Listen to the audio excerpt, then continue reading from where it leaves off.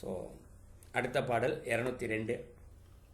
திருத்தி வளர்த்ததோர் தேமாங்கனியை. இது முதலடியில் சொல்கிறார்.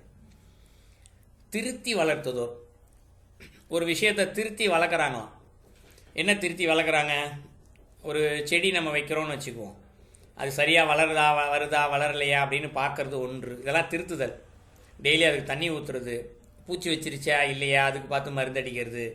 ஸோ இது எல்லாமே டெய்லி பார்த்து வளர்க்குறது. திருத்தி வளர்த்ததோ, வளர்த்தாச்சு. எதை வளர்த்தாங்க? தேமாங்கனியை அப்படிங்கிறது.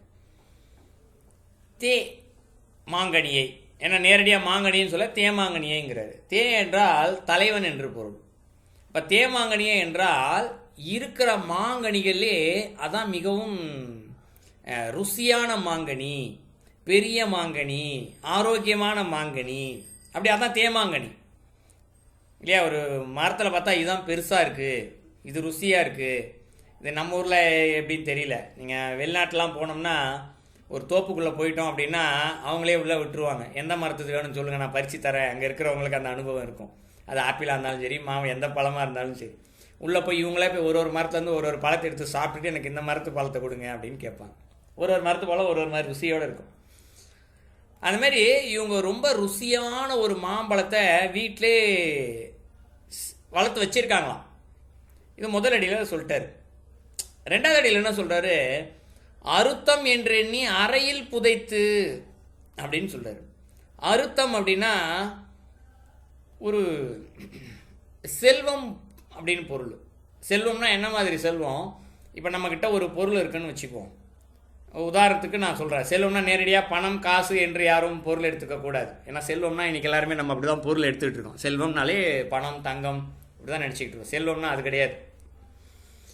ஒரு பாலைவனத்தில் கொண்டு போய் நம்மளை விட்டுட்டு இந்த சைடு ஒரு வாட்டர் கேன் ஃபுல்லாக 1 லிட்டர் தண்ணி பாட்டில் வச்சுட்டு இந்த சைடு டப்பாவாக லாரியாக தங்க தண்ணி நிப்பாட்டி வச்சா கூட தாகம் எடுக்குவீங்க. எதுப்பா வேணும்னு உனக்கு கேட்டால் நம்ம தங்கத்தையே போய் கேட்போம், தண்ணியை தான் முதல்ல கேட்டு ஓடுவோம். ஏன்? அப்போது செல்வம் என்று சொல்லப்படுவது எது? அங்கே தண்ணி. இப்போ இதே ஒரு மழை நல்லா பெய்யுது, தண்ணி சுற்றி இருக்குது, ஆறு குளம் எல்லாம் சுற்றி நிற்கிது. அந்த இடத்துல தண்ணீர் செல்வமா? பசிக்குது, தண்ணி இருந்தால் போதுமா? இல்லை. அப்போ உணவு எங்கே இருக்குது? தேடி போவோம். அப்போது ஒரு மனிதனுக்கு அந்த நேரத்தில் எது அவனுக்கு தேவையோ அதுதான் அந்த நேரத்தில் அவனுக்கான செல்வம். ஸோ காலையில் பசிக்குது அப்படின்னா காலையில் பிரேக்ஃபாஸ்ட்டு தான் செல்வம். மத்தியானம் பசிக்குதா, மத்தியானம் சாப்பிடும்போது அதான் அங்கே செல்வம். சாப்பிட்டுட்டு இருக்கும்போது தண்ணி தாங்க எடுக்குதா, அதுதான் அங்கே செல்வம். எந்தெந்த நேரத்தில் நமக்கு எதெல்லாம் பயன்படுகின்றதோ அந்தந்த நேரத்திற்கு அதுதான் செல்வம். பணமும் தேவைப்படும். இப்போ சாப்பிடணும் அப்படின்னா காய்கறி கடைக்கு போய் நின்று காய்கறி வாங்கணும், அந்த நேரத்துக்கு பணம் தான் வேணும். அப்போ அந்த நேரத்தில் அந்த பேப்பர் தான் செல்வம். பேப்பரை போயிட்டு இதுதான் பணத்தை போய் இதை பேப்பரை போய் இதான் செல்வம்னு சொல்லக்கூடாது. வாங்கக்கூடிய பொருள் இருக்குல்லையே, அது ஒரு பேப்பர், அதுதான் செல்வம். அப்போ அந்த செல்வம் தான் அறுத்தம் அப்படிங்கிறாரு. அறுத்தம்னா என்ன? இதுதான் செல்வம். இது அறுத்தம் என்று எண்ணி அறையில் புதைத்து அப்படிங்கிறது. அவங்க என்ன பண்ணுறாங்களாம், அந்த நேரத்தில் அவங்களுக்கான செல்வத்தை அறையில் வச்சு புதைச்சி வச்சிடுறாங்களாம். எதை? தேமாங்கனியை.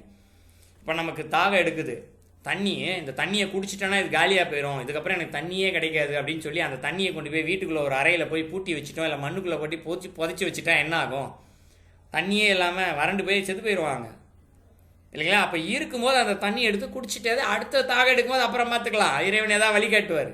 ஆனால் அந்த நேரத்தில் இதுதான் என்னுடைய செல்வம் என்று நீ அவங்க அறையில் வச்சு புதைச்சிட்றாங்க. இதான் ரெண்டாவது அடியில் சொல்கிறார். புதைச்சி வச்சுட்டு தண்ணியை புதைச்சி வச்சாச்சு இல்லையா? தேமாங்கனி எடுத்தார், இனிப்பாக இருக்கும், சாப்பிட்றதுக்கு இல்லாமல் என்ன பண்ணுறாரு, யாருக்கும் கொடுக்கவும் இல்லை, இவரும் சாப்பிடல, எடுத்து வீட்டுக்குள்ளே போட்டு அறையில் போட்டு புதைச்சி வச்சாச்சு. புதைச்சி வச்சுட்டு இவர் என்ன பண்ணுறாரா சாப்பிட்றதுக்கு? பொருத்தமில்லாத புளிமாங்கொம்பேரி அப்படின்னு சொல்கிறார். பொருத்தமில்லாத புளிமாங்கொம்பேரி அப்படின்னா புளிய மரம் எல்லாருக்கும் தெரியும். மாங்கொம்புங்கிறார். மாங்கொம்புனா மாங்காவோடைய மரம் கிடையாது, எல்லாம் பெரிய பெரிய கொம்புன்னு அர்த்தம். புளிய மரம் பார்த்திங்கன்னா ரொம்ப பெருசாக இருக்கும். மாமரத்தை விட புளிய மரம் ரொம்ப பெருசாக இருக்கும், கனகனமாக இருக்கும் அந்த மரங்கள் எல்லாமே. இன்றைக்கி இல்லை, ஒரு காலத்துலலாம் ஹைவேல சாலையில் போனால் 2 பக்கமும் புளிய மரம் தான் இருக்கும். இன்றைக்கி மரங்களே இல்லை, அப்புறம் எங்கே புளிய மரத்தை போய் தேடுறது? அது பொருத்தமில்லாத அப்படிங்கிறாரு. அது என்ன பொருத்தமில்லாத புளிய மரம் அப்படின்னா, புளிய மரத்திற்கு 2 தன்மை உண்டு. பகல் நேரம் ஃபுல்லாக நல்ல காற்று கொடுக்கும், நைட் ஆச்சுன்னா கெட்ட காற்று கொடுக்கும். இப்போ நமக்கு ஆக்சிஜன் வேணும். பகலெல்லாம் என்ன பண்ணுமா, நல்லபடியாக அது ஆக்சிஜனை கொடுத்துக்கிட்டே இருக்குமா. அது நைட் ஆச்சுன்னா ஃபுல்லாக கார்பன் டை ஆக்சைடை கொடுக்குமா. அப்போ நைட்டு புளிய மரத்துக்கிட்ட போய் நம்ம உட்காந்து படுத்து தூங்கணும்னு வச்சுக்குவோம். அங்கே நம்ம சுவாசிக்கக்கூடிய காற்று அங்கே இருக்காது. அப்போ என்ன ஆகுவாங்க, நோய் தான் ஒரு மனிதனுக்கு வரும். அதில் தான் புளிய மரத்துக்கிட்ட நைட்டு போகக்கூடாது அப்படின்றதுக்காக தான் சொன்னால் கேட்க மாட்டான். அது என்ன, அது காற்று, அது என்ன, நல்லா உடம்பு நல்லா தான் இருக்குது அப்படின்னு சொல்லிட்டு சொல்லுவாங்க. இப்போ போன வாரம் கூட நம்ம கோயிலுக்கு ஒரு சின்ன பையன் வந்திருந்தான், 10வது படிக்கிற பையன். அந்த இடத்துல இதை செய்யக்கூடாதுடா அப்படின்னா எனக்குலாம் ஒன்றுமே வராது, நான்லாம் ரொம்ப ஆரோக்கியமானாலும் அவனுக்கு அவனே சொல்லிக்கிறான் அந்த இடத்த. அது மாதிரி கொஞ்சம் வாலிபர்கள் எதோ செய்யக்கூடாதுன்னு சொல்கிறோமோ அதான் முதல் செய்யக்கூடிய மக்கள் நிறையா இருக்காங்க. அதனால தான் என்ன பண்ணிட்டாங்க, புளிய மரத்தில் பேய் தொங்குது அங்கே போகாதுன்னு அதுக்கு தான் நமக்கு சொல்லி வச்சாங்க. முன்னோர்கள் பேய் தலைகீழ தொங்கும், ஆவி இருக்குது புளிய மரத்தில், போகாதுன்னு அதுக்கு தான் சொல்லி வச்சாங்க. அப்போது பொருத்தமில்லாத புளிய மரம்னா அந்த புளிய மரத்தில் இப்போ இவனுக்கு எந்த விதமான உபயோகமே இல்லை. அங்கே காற்றும் கிடையாது, அவன் சுவாசிக்கிறதுக்கான காற்றும் இல்லை.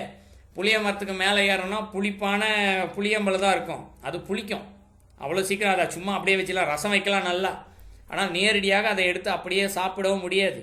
புளியை எடுத்து அப்படியே சாப்பிட்டா என்ன ஆகும் தெரியுங்களா? நிறைய பேருக்கு தெரியுமான்னு எனக்கு தெரில. புளி சாப்பிட்டா புத்தி கெட்டு போகணும்னு ஒரு பழமொழியே உண்டு. அறிவு வேலை செய்யாதான், அப்படியே மந்தமாகவே வச்சிருக்குமா, அது சிந்தனையை வர விடாமல் பண்ணிவிடுமா அது புளி. அதனால் புளியம்பழத்தை அப்படியே சாப்பிடக்கூடாது, ரசமாக தான் வச்சு சாப்பிடணும். ஏன்னா அது கூட மிளகு சீரகம் சேர்றதுனால அது ஆரோக்கியமாக மாறிடுது.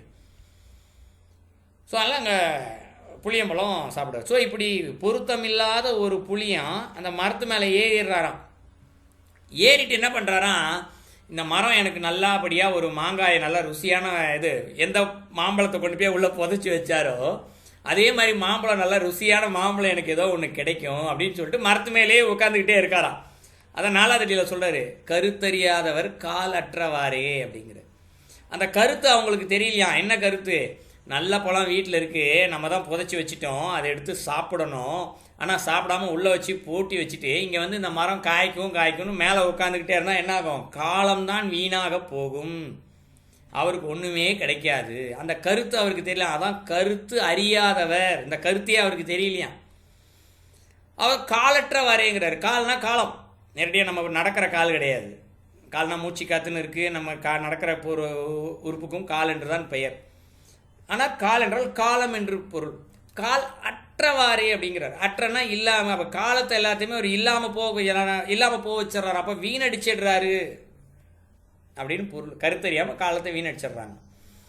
இப்போ நாளடிக்கும் சேர்த்து பொருள் பார்க்கும் பொழுது இவர் ஒரு நபர் இருக்கார், அவர் ரொம்ப பார்த்து வளர்க்குறார் ஒரு மாமரத்தை.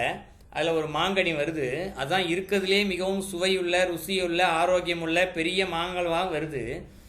மிகப்பெரிய செல்வம், அதை யார்ட்டையும் கொடுக்கக்கூடாது, நம்மளும் சாப்பிட்டா காலியாக போயிருன்னு சொல்லிட்டு அதை வீட்டுக்குள்ளே வச்சு பூட்டி வச்சுட்டாரு.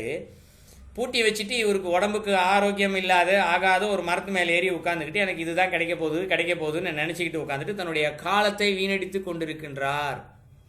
இது பாடலுடைய கருத்து. இதுக்கு உள்ள நமக்கு என்ன கருத்தை சொல்ல வராரு அப்படின்னா, நம்ம எல்லார்கிட்டையும் மாங்கனி போல் ஒரு பொருள் இருக்கின்றது. மாங்கனி எப்படி பத்திரமா நம்ம பார்த்து வளர்த்து வைக்கிறோமோ அந்த மாதிரி நம்ம உடம்பை பார்த்து தான் நம்ம வளர்க்குறோம்.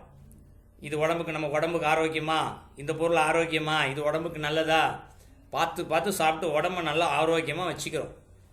ஆனால் இந்த உடம்பை வச்சு ஏதாவது வேலை செஞ்சு அதை சரியாக பயன்படுத்திக்கிறோமா அப்படின்னா இல்லை.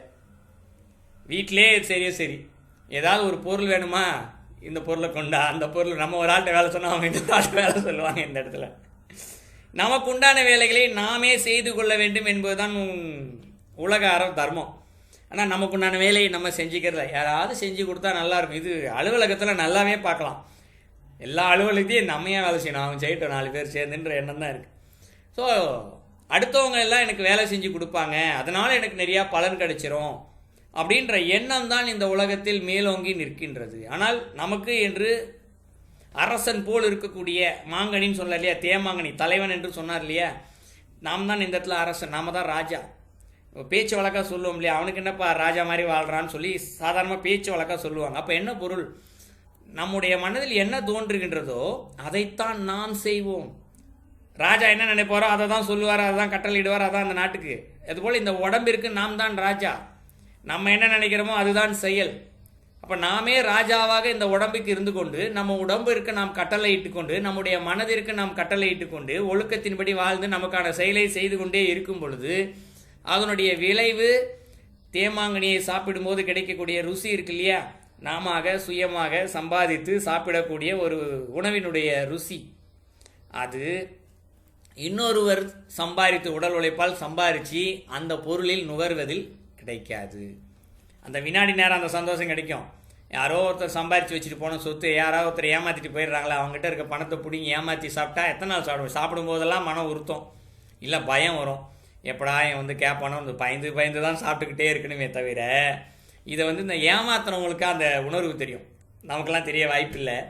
இன்னொருத்தர் பொருளை ஏமாற்றி அபகரிச்சுட்டு வாங்கிட்டு போனாங்கன்னா சோறு சாப்பிடும்போது அனுபவிக்கும் போதெல்லாம் நல்லா தான் இருக்கும். ஆனால் அனுபவிக்கின்ற வினாடிகள்லாம் உள்ளுக்குள்ளே ஒரு உறுத்தல் இருந்துக்கிட்டே இருக்கும். அவன் திட்டானே, சாபம் விட்டானோ, என்ன பண்ணிட்டானோ, ஏமாத்திட்டானோ, இந்த மாதிரி ஏதோ ஒரு உணர்வு பயம் இருந்துக்கிட்டே போவோம். அப்புறம் எங்கே என்ன மகிழ்ச்சி இருக்க போதாங்க? மகிழ்ச்சி என்ற ஒன்று வாழ்க்கையில் இல்லவே இல்லை. ஸோ அப்போ அந்த பாடலில் சொல்லப்படுகின்ற கருத்தே, உங்களிடமே இருக்கின்றது மகிழ்ச்சிக்கான அத்தனை பொருளும், வாழ்க்கைக்கான அத்தனை பொருள், செல்வம் எல்லாமே நம்மக்கிட்ட தான் இருக்குது. உடல் உழைப்பு ஒன்று இருக்குது, இறைவன் ஆரோக்கியமான உடம்பை கொடுத்துருக்காரு, நல்லா பேசுறதுக்கான ஆற்றலை கொடுத்துருக்காரு, அறிவை கொடுத்துருக்காரு. இதை பயன்படுத்தி நாம் சரியாக செயல்படுத்தும் போது நிச்சயமாக நமக்கு தேவையான அனைத்தையும் நம்மால் பெற்றுக்கொள்ள முடியும். அதை விட்டு அடுத்தவர்கள் கொடுப்பார்கள், அடுத்தவர்கள் காலத்தில் படத்தில் வாழ்ந்து விடலாம் என்று நினைத்து கொண்டிருந்து காலத்தை வீணாக்கினால் மகிழ்ச்சியும் இருக்காது, அவரால் மேற்கொண்டு சொத்தும் சேர்க்க முடியாது. சொத்துன்னு சொல்லப்படுறது நான் இங்கே புண்ணியத்தை சொல்கிறேன், பணம் காசை சொல்லலை, புண்ணியத்தை சொல்கிறேன். அந்த புண்ணியத்தையும் அவரால் சேர்க்க முடியாது. சேர்க்கலன்னா என்ன ஆகும்? மீண்டும் மீண்டும் பிறவி சூழல், துன்பம், பிறவி பிணியில் மாட்டிக்கிட்டு சிக்கிக்கிட்டே இருக்க வேண்டியதுதான். ஸோ இதான் அந்த பாடலை சொல்கிறாரு. இந்த பாடலும் ஆழ்ந்த கருத்துக்கள் கொண்ட பாடல் தான். படிக்கும்போது லேசாக இருக்கும், ஆனால் உள்ளுக்குள்ளே இவ்வளோ கருத்துக்கள் உள்ளே இருக்கின்றது.